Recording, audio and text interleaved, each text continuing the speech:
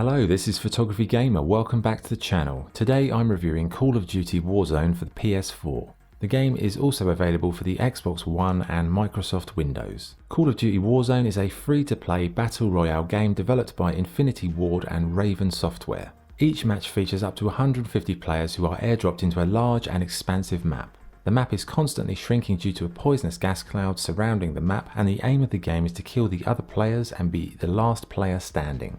The game can be played solo, in trios or quads, and you also have cash-based plunder missions. Like most free-to-play games, you can purchase a battle pass each season. This pass lets you earn unique rewards such as cosmetic items, skins and the like. So what is the game like to play? Well, each match starts by dropping you into a waiting lobby where you can get into it straight away before the action starts. It's a great idea and it really helps alleviate the boredom of matchmaking.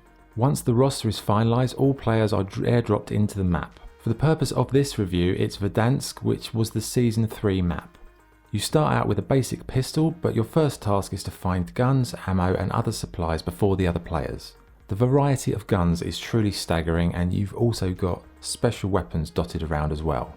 You have these special abilities like the use of drones that will help you identify potential threats or incoming players. There are contracts you can take on during the battle royales, like hunting down a certain player. But if you do get killed, then it's off to the Gulag. The Gulag is where downed players go to have a one-on-one duel. If you win your duel, you're back in the game. If you die, it's good night.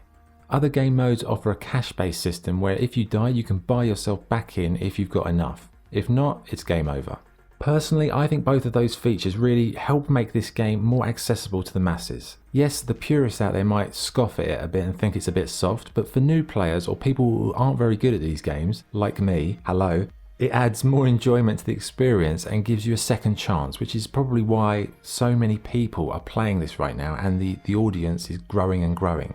The game mode variety is okay, but perhaps in time it could be improved. One nice inclusion is an orientation section and a practice mode, so if you're new to COD and you don't want to get completely annihilated at first, you can at least practice before you jump in with the other players.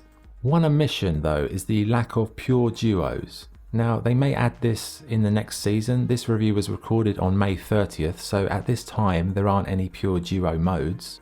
You can play duos in a trios or quads match though, but you're always going to be at a disadvantage due to the other teams having an extra player.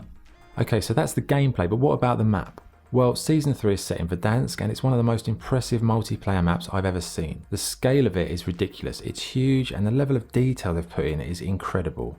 You've got large multi-storey buildings, narrow streets, wide open spaces and so many little nooks and crannies you can hide away in. The layout is excellent and they've clearly spent a huge amount of time designing it to optimize it for the experience. So for me, it's the best battle royale map I've ever played without a doubt. Okay, what about the weapons? Well, you can create your own unique loadouts that can be accessed via the airdrops in the matches. The more you use a particular weapon, the more it levels up. Level up enough and you'll unlock new parts to attach that will improve or alter the statistics of that weapon. So the more you play, the better your firearms will become. You can unlock skins via the battle pass or purchase a variety of special packs with real life money, but you can earn coins to buy these via gameplay, although that does take a hell of a lot of time. One feature I really liked were the special weapons such as the heartbeat sensors, portable cover, battle shields, drones, and the ability to call in airstrikes or precision strikes. It adds another tactical element to the battles and it just sets this game apart from its rivals. Finally, you can also drive vehicles such as cars, vans, helicopters, but the handling, it's a little bit of a mixed bag, but it's a nice inclusion and it does help you and your squad get around to avoid the poisonous gas cloud. Graphically, the game is fantastic and the map is really just wonderful in terms of the way it looks. The different parts of the city look and feel realistic and it's a complex environment full of hiding places, vantage points and all sorts of interesting elements. The character models look good and the ragdoll effects in general during the death scenes are pretty believable, but you know, there are the occasional ridiculous moments. The sound is spectacular from the music, gun sound effects and environmental effects. The drones in particular flying over send a shiver up your spine when enemies are hunting you down. You know, the distant sounds of gunfire or the slow footsteps on the roof of your building. Everything is very tactile and it's pretty well implemented. So overall, the audio I'd say is very good. Okay, what's good and what's bad? What's good? The map is enormous, varied and incredibly well structured. The guns are awesome, and leveling up and customizing your loadouts adds a nice touch to the progression. The sound and visuals are stunning. The gulag is a refreshing feature which gives players a second chance. Allowing players to fight while waiting in the lobby really helps alleviate the boredom, and the player base is absolutely huge, so waiting times are really non-existent.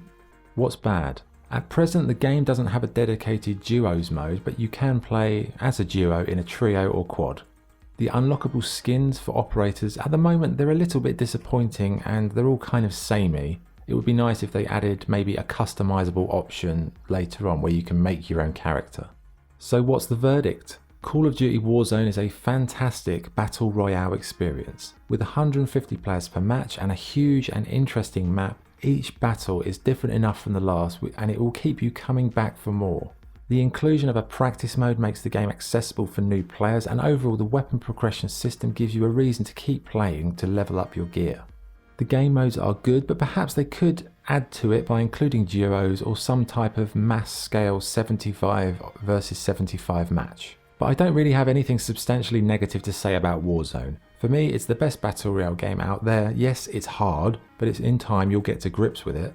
If you want a military-based battle royale game that's fast, exciting, well structured and lots of fun, then this is the game. It's not a massive surprise that this is like the #1 game in the world right now, because it's free and it's just amazing, good fun. You know, it's a bloody good game, that's all you can say. So my score for Call of Duty Warzone is 9.25 out of 10.